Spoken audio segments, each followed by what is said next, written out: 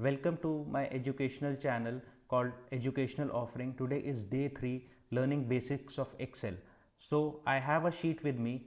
I have a data for 2023-24 of a company with sales data of Q1, Q2, Q3 and Q4 of 14 employees. So first of all, if I need to do the total sale of each employee, what I need to do is I need to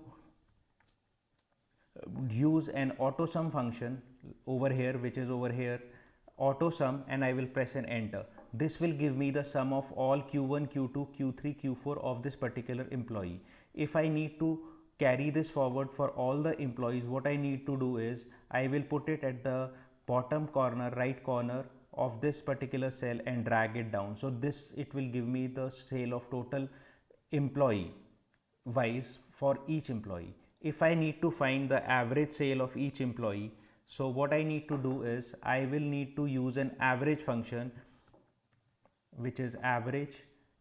Once I press this average, so it will open a bracket and it will ask for various numbers. So instead of typing this q1, q2, q3 and q4 numbers, I can simply select them and close the bracket, which will give me the average of first employee.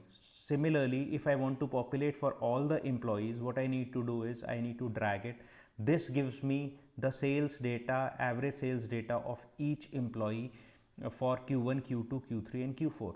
Now another thing quickly is the rank. If I want to rank these employees on basis of the average sale, so a simple function today we will learn is in a rank function. In this rank function, I need to rank this particular average sale on what sales, on these particular sales, and then I need to do a 0 for descending and I need to close the bracket. Here an important thing is, once I do the rank of this particular employee for this particular average, I need to do the average on basis of this entire array of data. So what I need to do is, while selecting on this rank which I have calculated earlier, to freeze these column for the further computation, I need to press an F4 over here, which is in the on the keyboard, which will freeze these columns, which becomes $H $3 to $H $16. So once I do this and press enter, so this gives me the rank. But once I drag this, this will give me another rank based on this complete set of data. It will not change the data. So if I select these two and drag it completely down, it will give me the rank of each employee. So these will be the rank of each employee. If I want to increase the font, it can be done like this. So if I want to have a pictorial representation, I can select this, go to conditional formatting, color schemes. If I select this, then it will give me green in the highest and red in the lowest. Similarly, I can repeat it for all the 4 rows for demonstration purpose. So again, for Q3, again I will go to data color and do this, and for Q4 I will select this, date conditional formatting, color scales and this. So another way of presenting is the total sales of each employee. If I want to do is, can be using a data bar. So over here there is a gradient fill and a solid fill. So if I do a gradient fill, so the employee with the highest sale will have a highest bar, colored bar over here. Similarly, I can do it for an average as well. If I can choose a different color.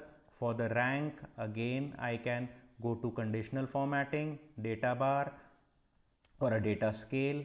Now I have done it like this. So now I have all the employees ranked, and in this colorful way in which I can immediately know, like employee number 8 highest sale is a dark green and the lowest sale is a dark red. Similarly over here I can find the data very easily.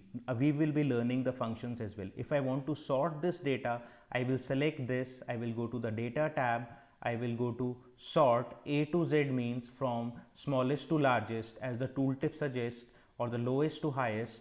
Then I will click it like this. The system will ask for expand the selection or continue with current selection. If I do this current selection, only these number will change, all this remaining data will remain over here. but I want that along with the range the entire data should change. So I will do expand the selection. I will do the sort. So in this I have ranked these employees as per their average sales, which we can see with the bars as well. The highest one as the highest biggest bar along with, and the total sales of the employee is also showing the same. So this is how we can do simple tricks and generate the presentable data in a very simple manner. If I want to do a serial number, again I will do 1 2, I will select, and over here I will come and double click. That's it. This is how I can do my data. I can present the data in whatever way I want. So thank you friends for watching my channel. Please do subscribe, like, press the bell icon and share the video with your friends. Thank you so much.